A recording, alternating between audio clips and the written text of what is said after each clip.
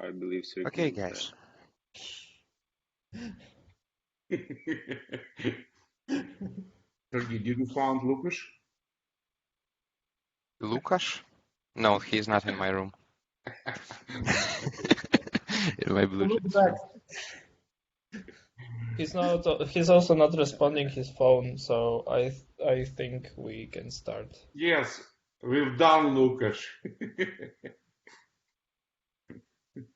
Yeah, Lukasz can join us. I'm starting to worry about the Lucas because it's really weird that he's not here. We need to call local police officer and ask him to check. I don't know, maybe something happened. Okay.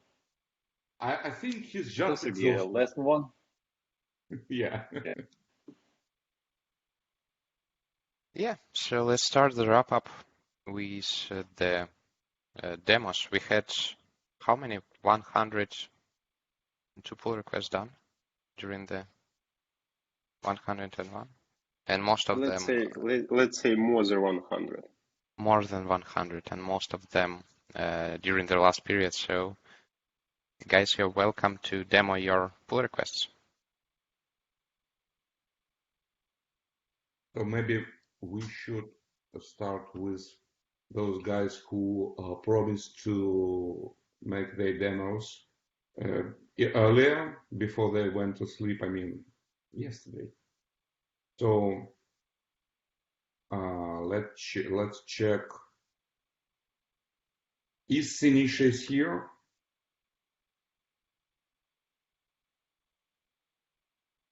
He promised to attend wrap-up meeting, but I cannot see him. Okay. Maybe you can start with volunteers and then see.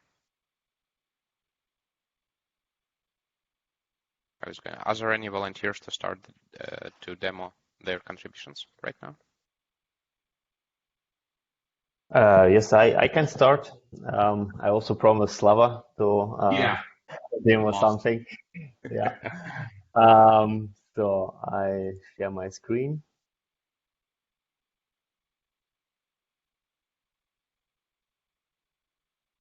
So I guess you see my window. So this was the first issue I took. It was quite an easy job, I think, but it was a good one to start with contribution after a long time. Didn't so. So this was regarding the hard-coded picture paths in the integration tests we have inside MSI, and I remember around about. I think it was 2 years ago, I made a pull request to Magento's testing framework so that we are able now to make this module namespaces instead of the path to the module. So I changed in this commit all the regarding relevant paths inside MSI. And it looks like the tests after, thank you, Stas, by the way, and after he made some static code cleanups there, which probably was already in the code because I didn't make these changes, who caused the static test failures. Looks like it will be finished shortly. So the second issue, which was created at least 1 year ago by Igor, and I saw there were already 2 pull requests which were closed.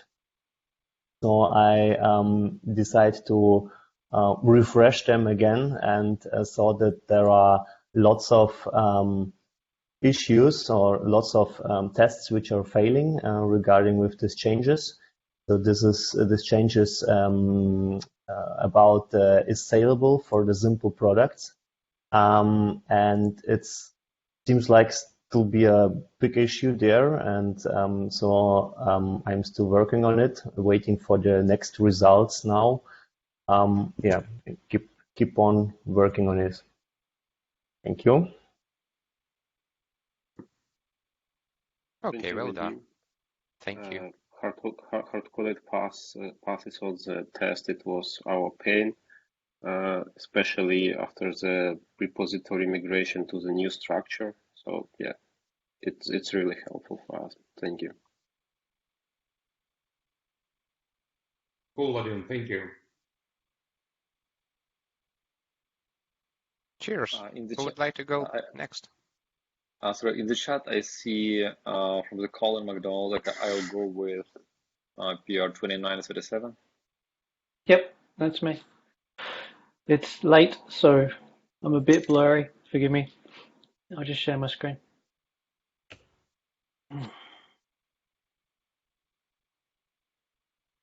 Okay, so this was a little bit of a story. So we have a large number of products in our current site, and we have index collisions all the time. I was going to try and fix all of them, but that was too much for one day. So I settled down and just looked at cleaning up how the reindex after source items delete plugin works. So previously it would trigger a full reindex every time you delete a source item from or delete a SKU from a source item. So what I did, that was not the right link. Let's go back here. So I changed it around. So now it is more specific and it will, you can tell it's late. So now it will do a targeted reindex instead of a straight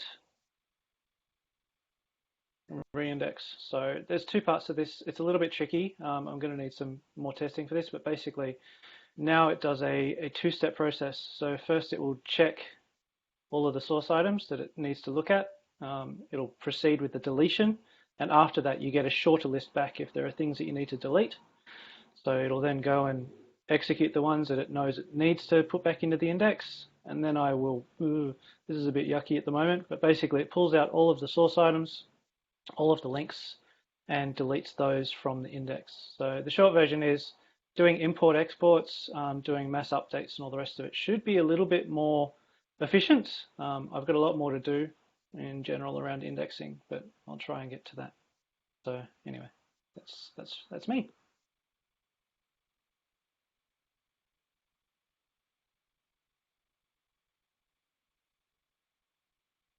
Thank you, Colin. Thank you.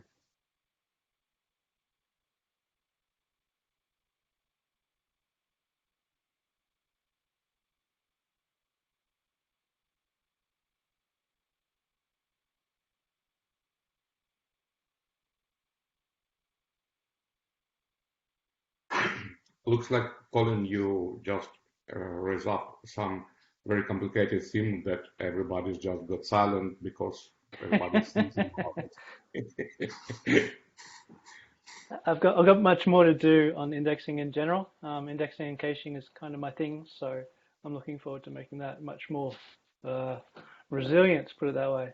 Because yeah, at the moment we're doing hundreds of thousands of updates every day, so source index changes are a big pain point for us. But anyway, that looked impressive, really. Thanks. Thank you, Colin.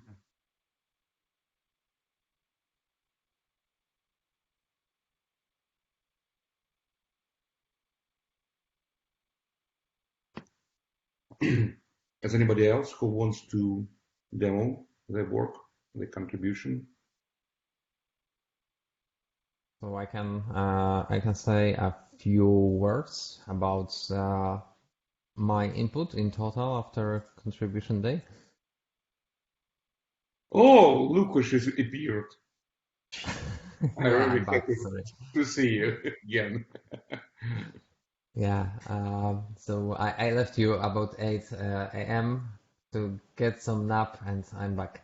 So I can show you a little wrap up, maybe without some specific priority of the things I'm going to show, but actually with some like with some like, come on, just wrap up of last 24 hours.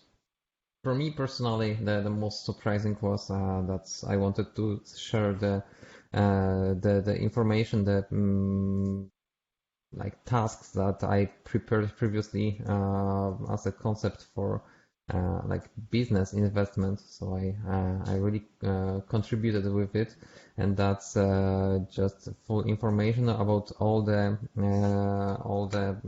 PHP Storm plugin hints and the information how each of the hints in reference and autocomplete should work. So I created tickets, 5 tickets based on my analysis, with all the examples that you should follow to achieve some kind of functionality related to MFTF. During our night's discussions, during our night's work, I was asked by some other maintainer, let me find it, by other maintainer to cover his changes with integration tests. So I've learned a huge thing related to email testing, email output testing, and actually I also improved some existing integration tests. So I really encourage you to look at these 2 pull requests I'm showing right now. First one is test coverage for 27357. It's important because you can see that I replaced assert contains, which is deprecated and will be soon removed, with some my assertion.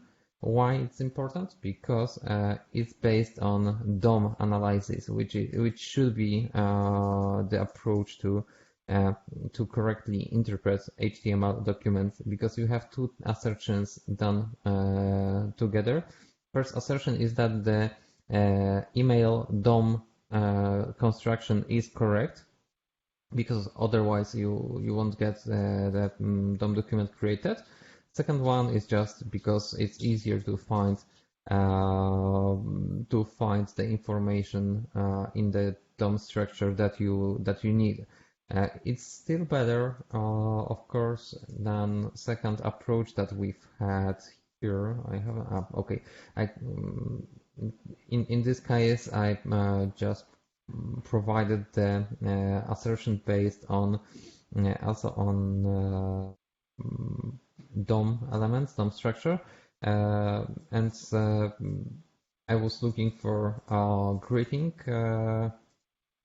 which is at the top of email, and I also checked if we have only one greeting, but it was based on other tests of other tests that contain some regex, regular expression lookup. So I'm quite proud of this kind of research, and I really encourage you to take a look on it. And in future, if you need to check if email contents, email placeholders are correctly replaced, you can depend on that integration tests.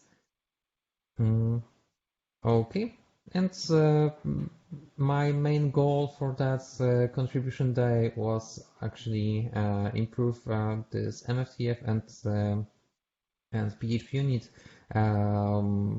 migration. I mean, like removing the notices from MFTF, and then work on PHP unit compatibility with PHP unit 8. And let me find it. So the biggest change I provided with MFTF, I fixed all the page name violations that are in MFTF. So if you run your tests, you can see, maybe I should have results here. So maybe not. Okay, we have out of the box more than. Oh, I know how. I can show you. 1 second. We have 37 violations of page name. So I decided that separately from other notices that we have about violations, I can just cover these 37 issues. So I've done it and fixed that violations with all its references that we have in Magento. So I got rid of one of the notices completely for all the 3 projects that we have. Not all the 3, just for the 3 projects that we have, which is Magento 2, Magento 2 Commerce, and Magento 2 B2B. What is left to be done for that pull request is MSI, EPEN, and Page Builder because of the references. Okay. And last but not least is PHP unit adjustments to make it 1 second.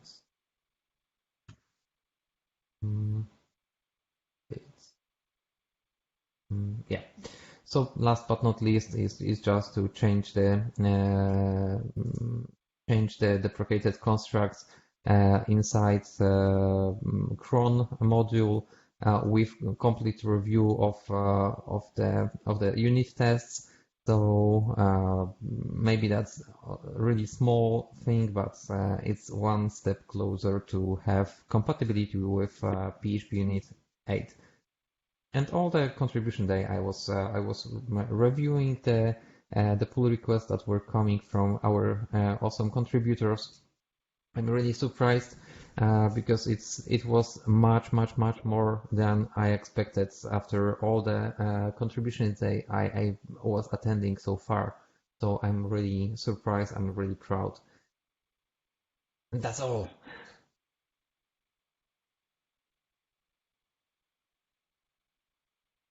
Amazing. Thank you, Lucas. Yeah, thank you, Lucas, so much. It's truly like a pretty long marathon for you. Yeah, thank you so much. It was super helpful.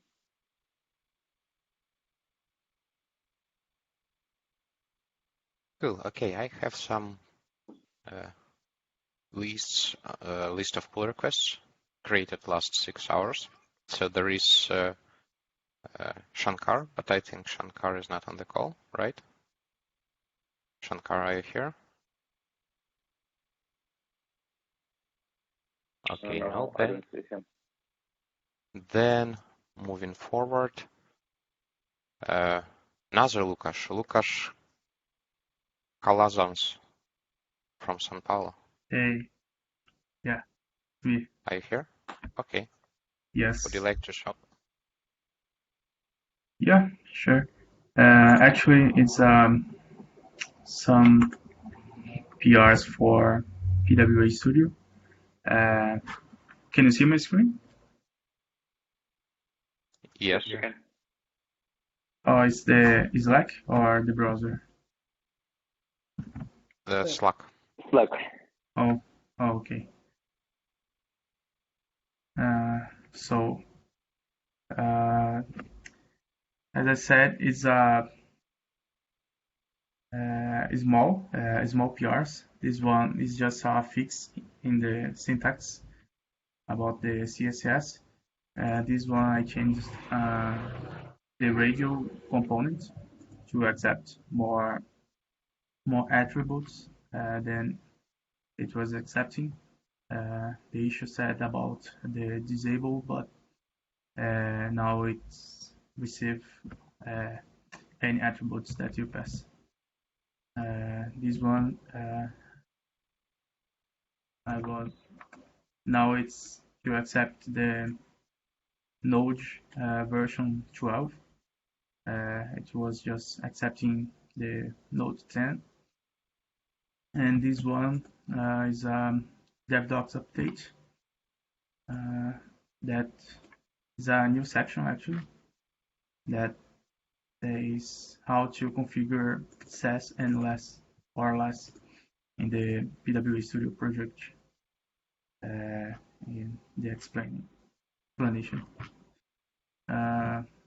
That's it, actually. Okay, thank you. That's nice, a wide approach, like code, test, documentation, everything included, right? Yeah. Cool, thank you. You're welcome. Guys, Okay. yeah, I managed to reach out to other people who really want to demo something, but I think they just, I don't know, they lost the time and everything. And so we have Pavel Tilik, who wants to tell something about his work during this contribution day. So let's welcome him. Pavel, are you here? Yeah, Welcome. hello, can you hear me? Yeah. Yeah. Okay. I'll share my screen so maybe it will be easier to go through the pull requests. And yeah, like Slava just said, I was working like in the night also, and then I went to sleep before the call actually happened. So yeah, I just woke up and Slava managed to get me here. Welcome everyone. Yep. I'm like alarm. Yes, you are. So basically, I was working, I think some time ago, on some cleanup in the email section for Magento customer module, and I noticed that the footer was duplicated for some of the Magento customer emails. Basically, we had the same text in the body template of those emails as well as it is in the footer template. So I asked Łukasz to help me with the test for this one, and I also was in touch with Yaroslav in order to make those pull requests more clear. So I also did the same with asking Łukasz for tests for the newsletter subscription emails, which were not using proper paragraph tags, so the styling was a bit off. This is very simple pull request. And in the same way, we had Magento customer emails, which were using just a hello instead of the greeting using customer name. So this was also covered with the help of Łukasz with tests. So we'll be ready to have these all three done during this contribution day. Then I was working on fixing zoom on search input. So this happens on a blank Magento theme and Luma theme, and this happens when the font size in the browser is less than 16 pixels. So what I did is I added the font size for this input, so the zoom doesn't happen right now. Yeah, basically that. And the last but not least was the styling for Sidebars widget for wishlist and compare product widget, because there were some pull requests happening in the past which actually conflicted those styling for those widgets. And maybe I have a screen here in the issue. Yes, so basically the button in compare products is on the left side and in the wish list is on the right side, and these were these are positioned absolute. So what happened is within one of the pull requests, the compare product delete button went for the full width from left 0 to right 0, hovering the the product name, so the user wasn't able to click on it.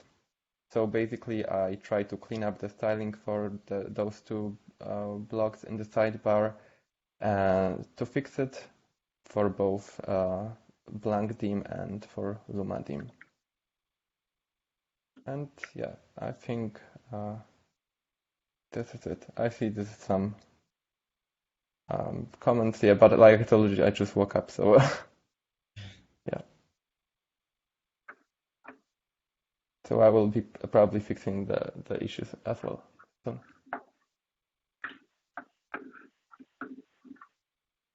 And that would be all. Thank you very much. Yeah, Thank you. that's great, Pavel, especially that you managed to describe very clearly everything just being baked up. Wow. Yeah. Yeah, yeah. Thank you, guys. Yeah, it's the event is very exciting. Yeah, I was happy to help. I think everybody who is not sleeping is very excited now. But I envy those who sleep. Yeah, we need some sleep. Okay, Thank guys. you, Pavel. Yeah, let's move on. I think that we definitely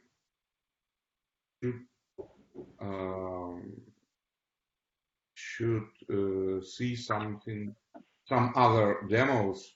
I'm sure that Mateusz Krzekowiak should tell us something and demo something. Yeah, you were close with the surname, but it's quite hard, so I forgive you.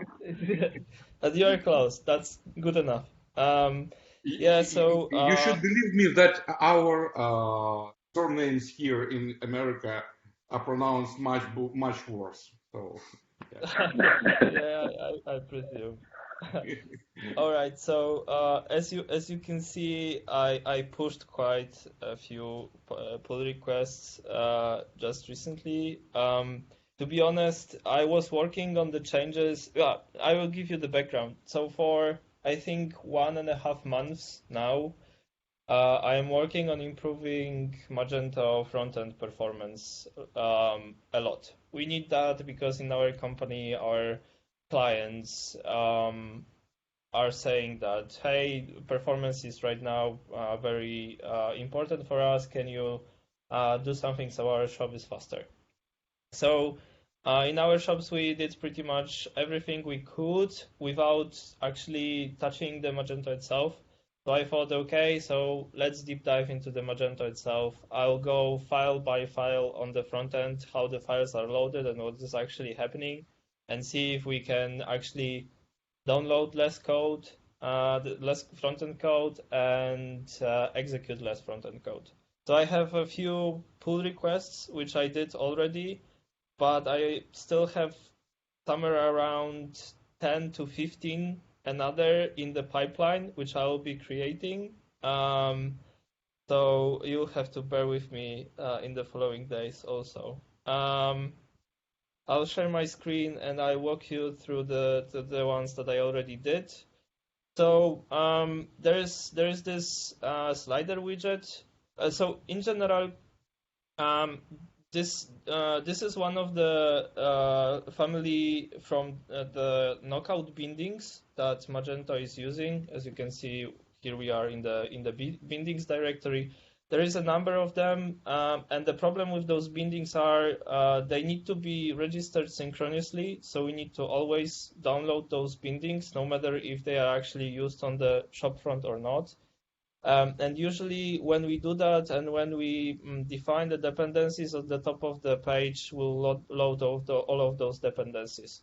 In this case, we were always loading the touch device widget for the slider for the slider binding. So I extracted it to a separate file. So we are only loading it for the touch capable devices actually. So for example, on the desktop, it won't be loaded at all. And the second thing is that the jQuery UI module for a slider is loaded only when we are actually either initializing or updating this binding. There is a number of other bindings that I also have in the pipeline. For example, the date picker and time picker, they are loading, and the color picker, especially the color picker. They are not used pretty much anywhere on the shop front, but for example, we are loading Spectrum, I think, and a Tiny Color, which are quite big dependencies. They have like I think 17 kilobytes minified and gzipped. So, and they are not used. So So what I am doing here, I'm moving the loading of those dependencies to the init and update methods of knockout bindings, and here I'm making sure that they are downloaded only when this binding is actually added to the page. So yeah, this is the first PR that I did. What I also did, I went through, as I said, I'm walking through all of the files one by one as they are downloaded, and I'm trying to analyze whether what is happening there is actually needed.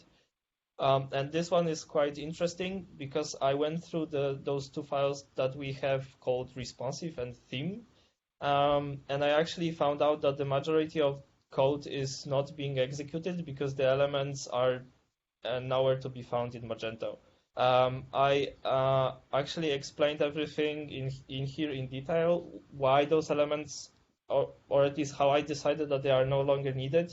I also did some adjustments. For example, here we had a lot of code for IE11, but in this conditional, we already know that this is an IE11, so we do not need to check, for example, if it's really supports class name or not, and we can just use class list, which is more concise, saves bytes. I also changed some of the modules from immediately invoked functions to a normal AMD modules.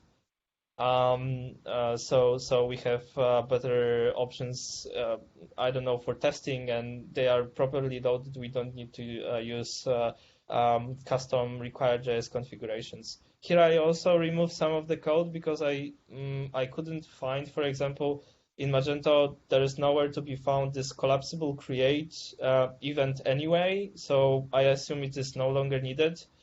My assumption is that those are some kind of leftovers from Magento 1, I think, and the checkout from there, because this is something which is being executed in the checkout. And also this one, there's nowhere to be found the element with ID store. If you find it somewhere, then please let me know. I just went through the whole Magento code base and wasn't able to find it. So I just thought, hey, it's never executed. Let's just remove it and clean this up. This similar story is with the whole responsive.js file. You will find the detailed explanation why each of those sections of code are not executed and why nothing is happening. And I just removed this whole file. It was defined in the depths anyway, so you couldn't make a mixin for it. So nobody could assume that it's there unless they overwritten it. But in this case, we are having Magento 2.4. I assume they will notice anyway that this file is not being executed and they can add this back. So it's not really such a breaking change. This one is super cool. I was so happy when I figured this out. So because of the way we are providing the configuration to required.js, we are pretty much defining a variable. Then this variable is being wrapped around by PHP, I think, and this whole config is being provided to required.js. We are able to use this to load all of the polyfills that Magento is using conditionally, which means that, for example, polyfills for ES6 collections like a map and whip map will be only loaded in the browsers that don't support them. The same goes from the mutation observer, and the same goes from the form data. This allows us to remove those dependencies from the files that were needed them. So I just did that also. And here we are saving another few kilobytes of data and some time for that. I tested that also with advanced JavaScript bonding, hence this conditional, because, for example, Baylor, I don't know if you're familiar with it, but it actually defines a stub object for window, but it doesn't define window.document. So if we didn't have this check, then the type of map would always be undefined because we are not in the browser context. This way, we are only defining in the browser context, so we are checking it only in the browser context. So those polyfills are not included in the bundles, they will be loaded on demand also. The same story goes for the storage polyfill. This is also cool, especially I took also the occasion to clean up the formatting a bit, because in this file the formatting of the keys were different than in all the other configurations that we have in Magento. But I also took a similar approach. So here I am checking if browser actually supports local and session storage, and if it doesn't, then I am only loading the polyfill. This is super cool because this polyfill was always loaded. It was added to the head of the page, so to the synchronous scripts on the page. So it was delaying everything. And the situations where browsers do not support both local storage and session storage are quite rare. I think you either need to have very ancient browser, or you need to have it explicitly disabled in your browser settings. So we actually, in our JavaScript error monitoring, are seeing such cases, but they are super rare, and usually those are some kind of bots which are browsing our stores. So I took the similar approach, and I also cleaned up this polyfill a bit. I just moved the immediately developed function wrapper to the top of the file. So in case somebody is using some custom minification, like it is when you are using Baylor, which is also doing the mangling, the file will be a little bit smaller also. So it's another benefit. I also cleaned up the Mage Bootstrap dependencies. Here, to be honest, this one needs some more love from my side still. Basically, what you see here is I just needed to make a commitment, because I know if I have those PRs and even there are some small adjustments that are needed, I will come back to them. Otherwise, those files, I just have them modified locally, and I never know if it is the right time to make a PR for them. Right now, I'm just committing myself that I will do it.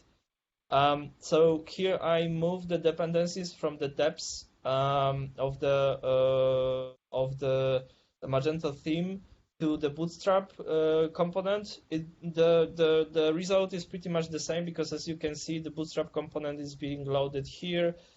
Here I just move those two modules to its dependencies. It gives us the ability to define mixins for those files.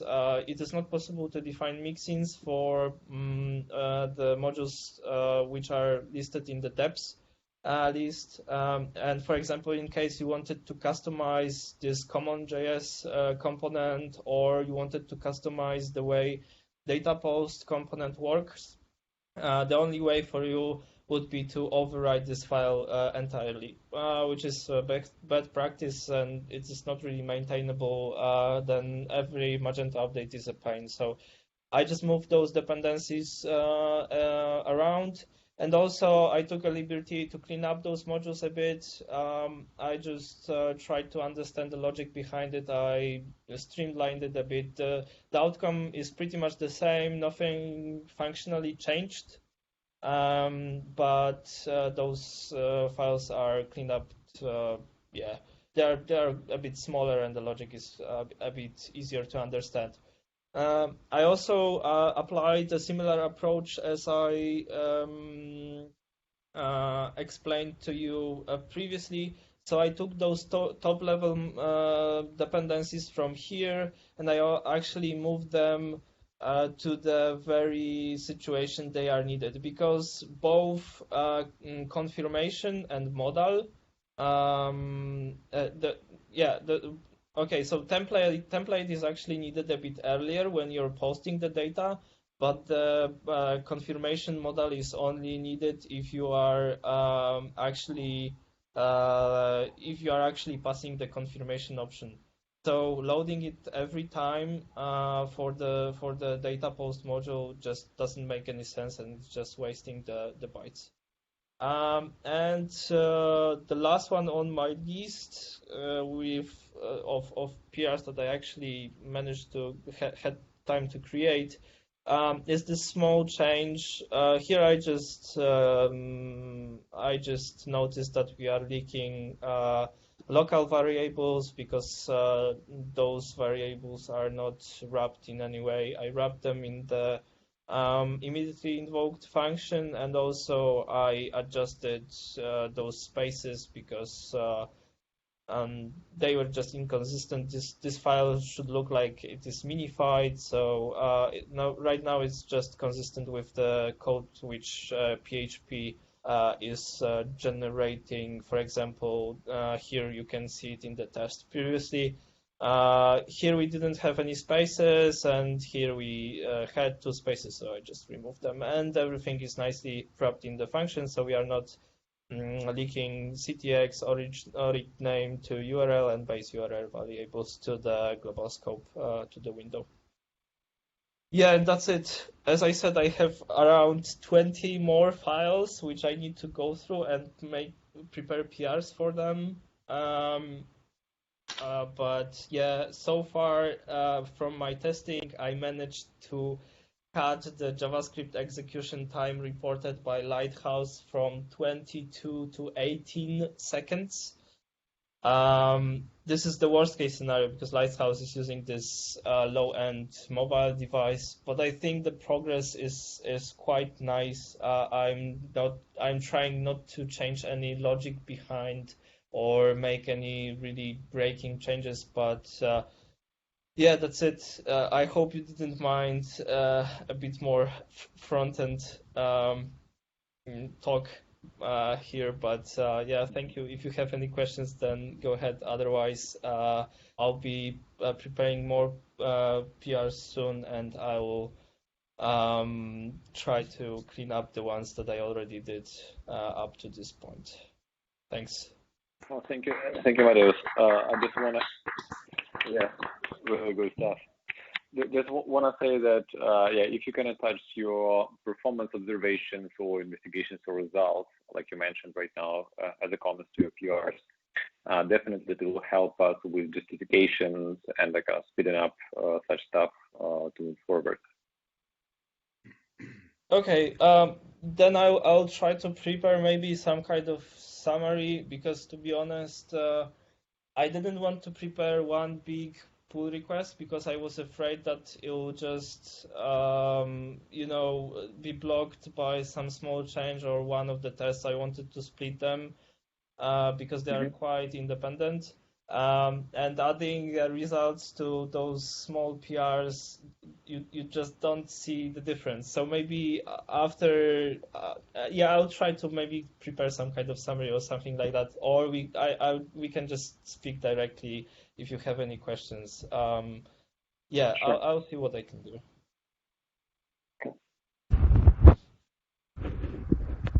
So guys, it was really impressive, and I tried to do it again. Mateusz Grzeszowiak. Am I right again? Nice. Really good. Yeah. Thank you, Mateusz. I don't know, Slava. When we meet in person one time, I don't know, after this whole COVID situation is over, I will teach it to you. So, but for now, it's good enough. I'm really satisfied. I really like how you showed the demo. Yeah, it's great. Okay, guys, and thank you very much, Mateusz. And we are moving to another contributor who wanted to share their contribution, their thoughts about how Magento could be improved. Evgeny Grishkun, sorry for so long waiting, but so it is in previous speech, and why not? In a few minutes, I share my screen.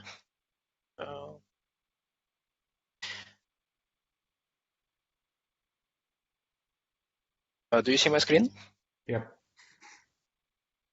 Okay, let's start. I did some small pull request related to one issue that was passed 2 years ago, and it related to Swagger and related to web API call that called store config manager. This web API query will return information about stores and bugs. And we got a bug that invalid type, the value must be array of string. I want to show the changes. I think it's only hotfix and solid fix.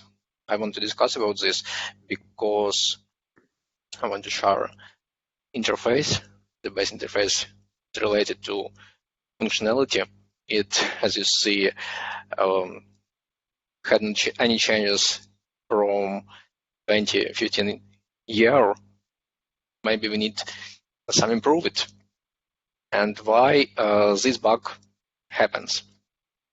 When we convert value from request, first of all, we need to check this type for array, and we got true. And after that, without my changes, we have another one check for simple type, and we also got true. And after that, this method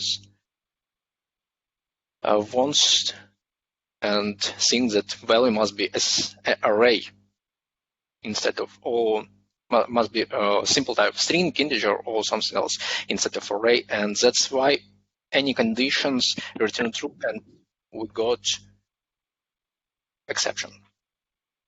I propose to condition at check to array and check to string, and after that try to exploit this data into array, and after that all works correctly. But I think we need to create a new issue to architecture Git repository and maybe improve the base interface and use, for example, search criteria or filter, for example. What do you think about this?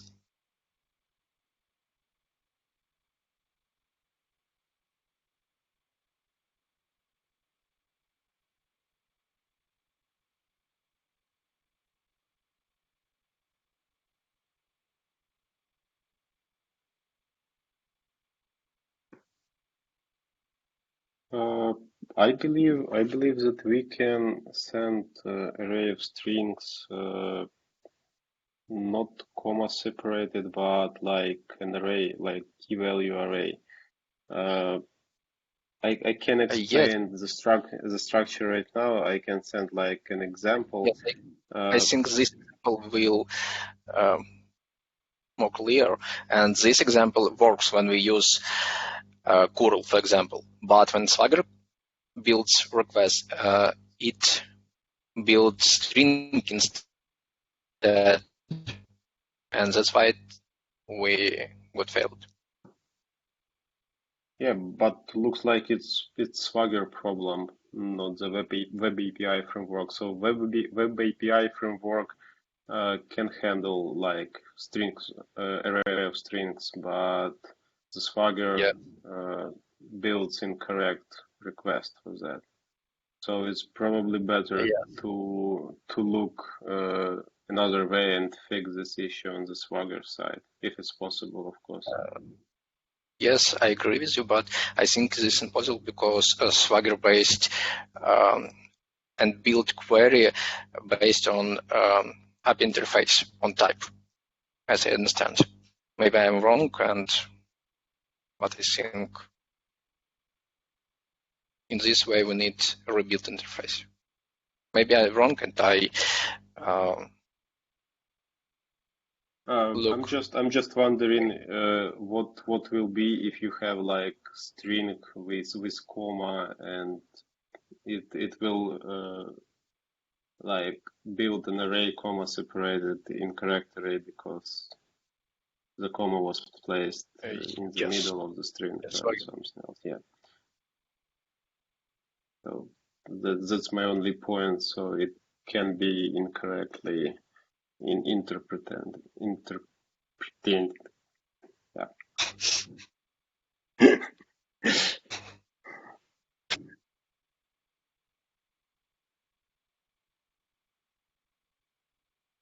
Okay, I think about this.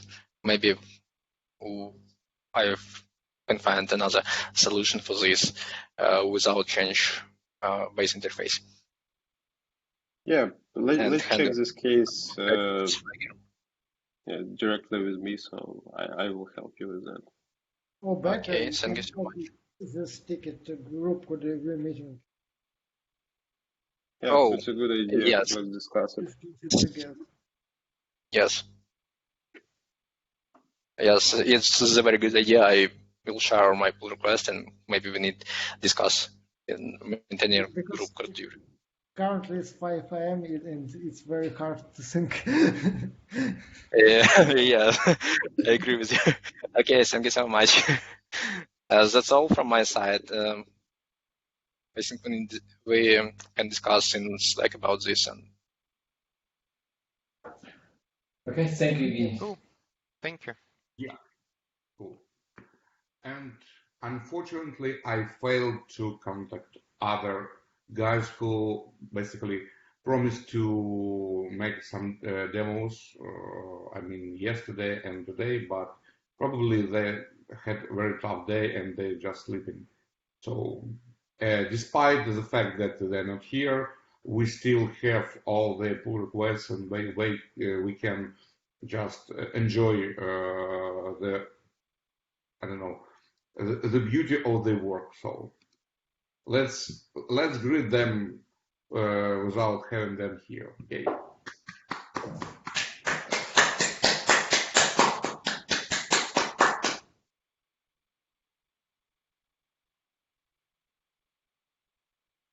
Okay, let me check out if somebody from the contributors that created a pull request in the last 6 hours are here. That's Andrei Chorny. We already got a demo a few hours ago. Oh, okay. Then C. McDonald. Okay. Then Chris Brabender.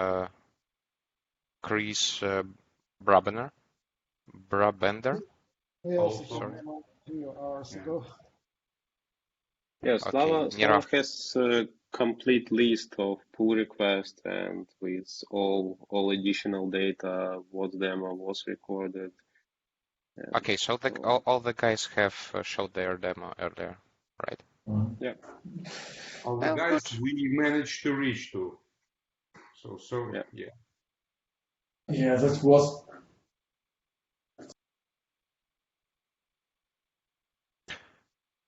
Okay, cool. Then are we going to have a technical talk?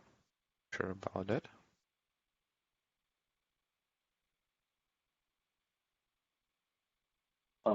Yes. It's So really just tough. yeah, like we started not even like 24 hours ago, but I would say like 26 or about. Yeah. Yeah, probably. Well, probably it's time to wrap up. I just want to say thank you all guys who participated, who was with us through this marathon. Like I see Andrei like a full day run from the very beginning to the very end. Yeah, Lukasz is doing his best with the dollar dog, just walking around, but still connected with us.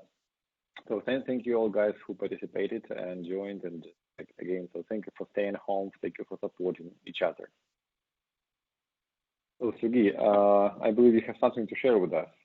Yeah. Thanks, guys. Yeah, so let's just revisit these 24 hours or 26 hours even. Within 1 minute, there is 1 minute short compilation of the videos from the recordings that we had. Sharing my screen now. It's already on the YouTube. I will post the link after the call, but let's see it. Just 1 minute. Yeah, no sound. Okay, I'm not sure how to translate the sound. Use your headset. I don't know, somehow.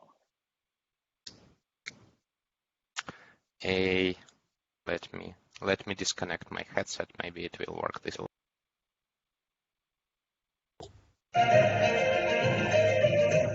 Can you hear the sound? Yeah. Yes. Yeah.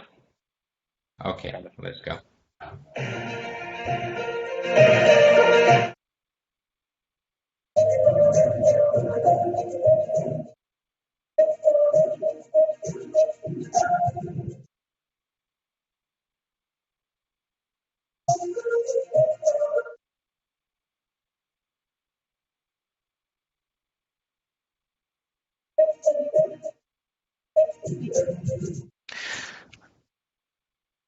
Sergey, we have some interruption. Maybe you can share this link Doesn't in matter. Slack channel. Just keep silent. We're looking, we're not here listening to.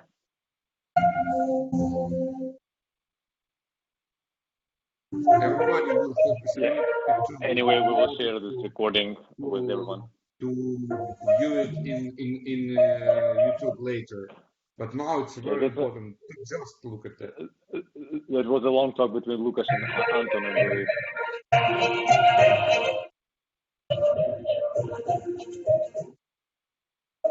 And the last slide.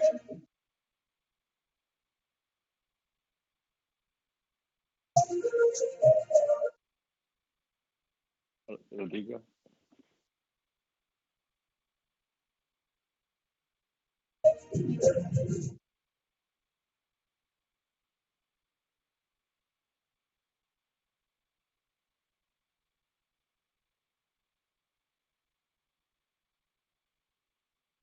Okay, hope you were able to see something. I will post the link the chat so that you can enjoy it without delays. You should believe that after these 26 hours, it was perfect. Tomorrow we will see it from a different perspective and still be happy, really. Okay. So guys, thank you so much. Thank you, everyone. Please take a rest, take a sleep, and just take some tea or beer, whatever you like. Thank you, and have a great day for all of you. Thank you, guys. Thank you. Thanks We for love listening. you. Thank you, guys. We love you. Bye-bye. Bye-bye.